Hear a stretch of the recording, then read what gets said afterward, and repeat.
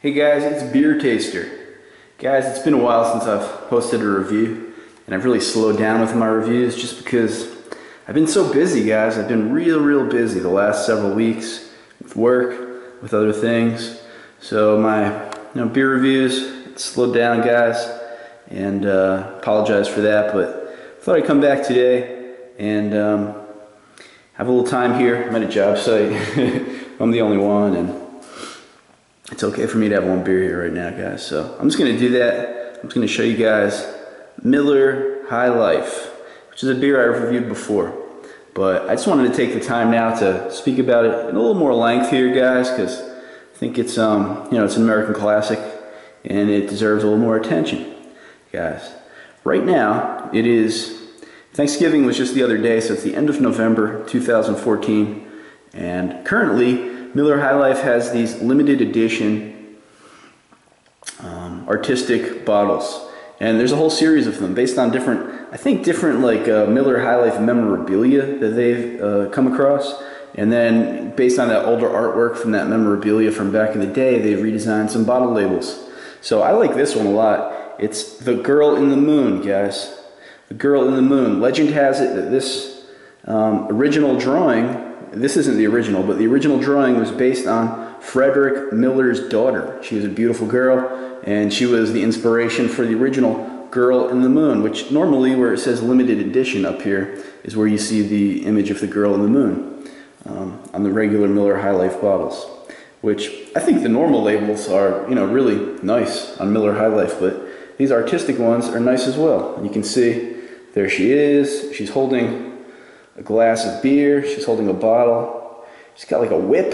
I don't know what the hell she's doing with that whip, but she's got a whip. She's got a pointy hat. Kind of looks like a witch almost. She's got a fancy dress, and she's riding the moon. You got the stars and clouds and all that good stuff. Miller High Life, the champagne of beers. But guys, I like to try to analyze beers in depth. I like to really think about them, and Miller High Life to me is an interesting beer. This is a beer that the first several times I tried it, I disliked it. I thought it was cheap and adjuncty, and I didn't care for the flavor very much at all. And it's just one of those beers that the more I tried it, the more I sampled it here and there, the more it grew on me, to the point now where I think it's a great beer. And it's one that I drink often and come back to. I'm always switching up what beers I drink, so I'll get into one for a while and then kind of change up to another one for a while, and so on and so forth. But Miller High Life is one of those beers that I always seem to come back to. Even if I've been drinking something else for a while, every so often I'll just crave a Miller High Life. And, if it tastes real good, maybe I'll drink that for a few weeks and before I move on to something different, what have you. But lately this has been my beer again, guys, Miller High Life. Now, let me smell it. Guys, one thing this beer is known for is it doesn't have a great smell. And I have my theory on this beer and what's going on with it has kind of been evolving somewhat, so I'm going to tell you guys what I think is going on with this beer. Everyone knows, you think of Miller, you think of corn adjunct. And this beer is, this is a big time corn adjunct beer, guys. It's known for that. And when you taste it, you taste like a graininess. So the first thing you think is, wow, corn adjunct. But my theory on that, guys, it's kind of evolving, and this is why. Another beer I like from time to time is Beck's, and Beck's currently is brewed, in America anyway, it's brewed in St. Louis, Missouri. And, when Beck's was brewed over in Germany, they used traditional German barley, German hops, etc., etc. Now, that it's brewed over here in St. Louis, it's an all-malt beer, but I think they're much more flexible in terms of which hops or which malts they use. I think it varies. I think there's some variability there to how Beck's is brewed these days.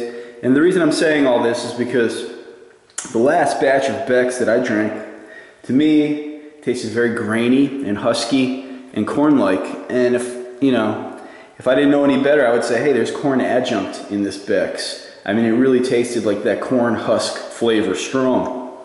But Beck's is all malt. It's brewed in St. Louis as an all malt beer. And I've been thinking about it, what does that mean? And I drank other beers and I've been thinking about it. And this is what I think is going on, guys. I think The beers brewed over in Germany and in Europe and most of the world, they're two-row barley. That's the variety of barley that they are, two-row. Now, typically American beers, especially American adjunct beers, they're brewed with six-row barley. Now, traditionally, over in Europe, the six-row barley, well, hey, that's what you use for animal feed. That's not what you use for human consumption or for brewing. And there's various reasons for that, but that's the tradition. In America, the six-row barley grew better, and with American propensity for using adjunct in beer, there's advantages to using the six-row barley, primarily because adjunct like corn or rice does not contain certain enzymes that are necessary to produce beer for the fermentation process. However, the six-row barley has a higher concentration of those enzymes compared to the two-row barley. So if you're going to be using adjunct like corn or rice, you're better off using the six-row barley because the finished product of the adjunct beer will be better than had you used two-row barley and added adjunct to it. So because the six-row barley grows better in America, it's more available, it just produces a better beer when you're adding adjunct. There's a lot of reasons why the six-row barley is used. This is my theory. The six-row barley has a different taste to it than the two-row barley. It has more of a natural huskiness, graininess to it. So I think a lot of times when I've drank American adjunct lagers, which have adjunct, but they're also based on a six-row barley grain bill.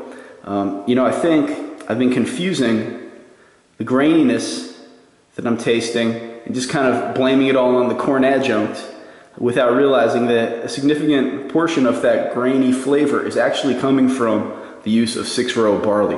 And I think a lot of that is what's going on here with Miller High Life, because there is a maltiness, graininess to this beer, but is most definitely of the six-row barley variety that's influencing the flavor here.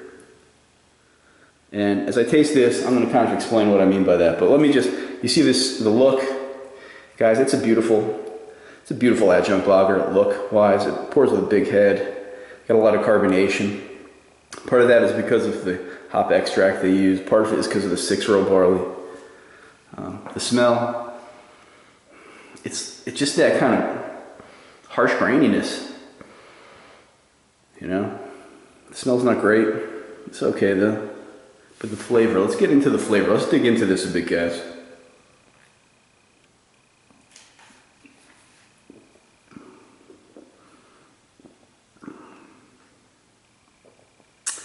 There's a grainy, dry maltiness to this beer. And I think I'm still trying to distinguish that graininess from the six-row barley from the corn adjunct. And I think there is a distinction. I think more of that grainy husk flavor is from the barley, and more of that dry astringency is from the corn, I think. And both are here. But this is what's going on with this beer, guys. This is a very smooth, drinkable, refreshing, easy to throw back beer. Now you got to get it ice cold. You got to get it really ice cold. And when you drink it, it's not a sipping beer. You're not going to sip on this beer to savor it. You're going to throw it back to quench your thirst. That's how this is meant to be drunk.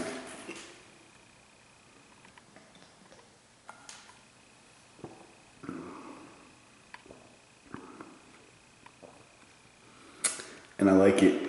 I think it's real good.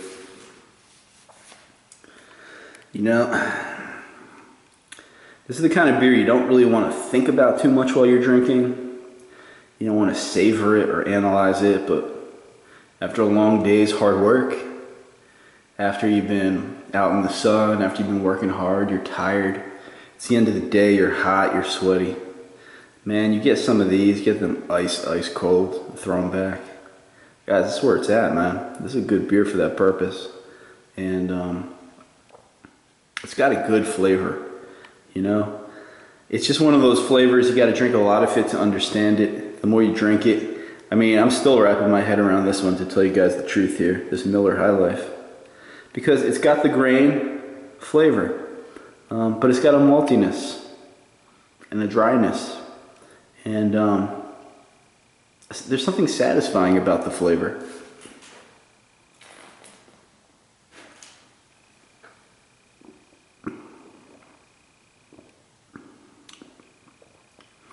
I think all in all, this is quite a good beer, guys.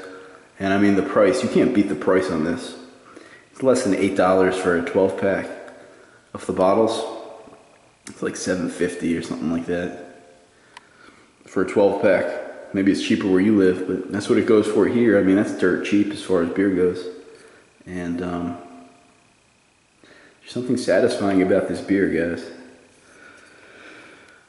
Oh, excuse me. It's got a lot of carbonation, makes you burp a lot. It's just a satisfying, nice beer. There's some kind of weird combination of like light smoothness, but also satisfying heartiness to this beer. Somehow it has them both.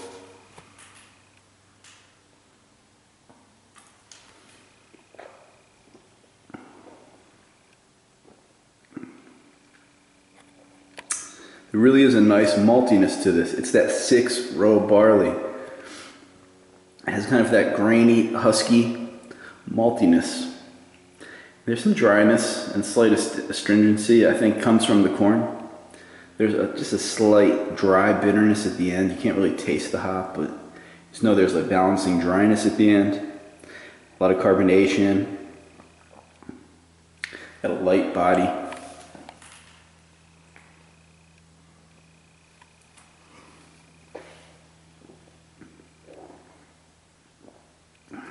It's just a nice, satisfying beer. You want an easy beer you don't have to think about. And you're on a budget.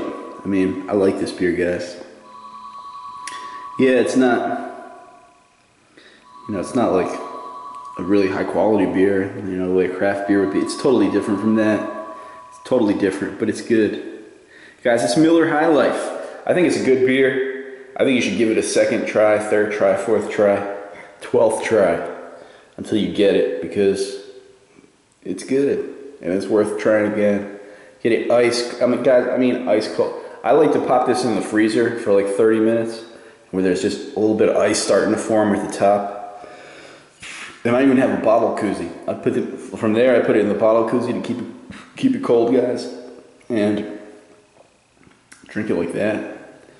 And guys, it's good. It's a good beer. Good value, American classic since 1903. And I think actually it's since older than that, because Miller started brewing beer in 1855.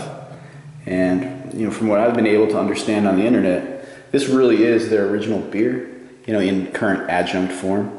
Because originally these beers weren't adjunct, but they're adjunct now. In adjunct form, this is the original Miller beer, rebranded, renamed in 1903, Miller High Life. But this is it, guys. This is an old beer, an old classic, old school beer. And it just has that grainy, satisfying, very drinkable kind of thing going on here, guys. And I like it. You should give it a try, guys. It's Miller High Life. Enjoy.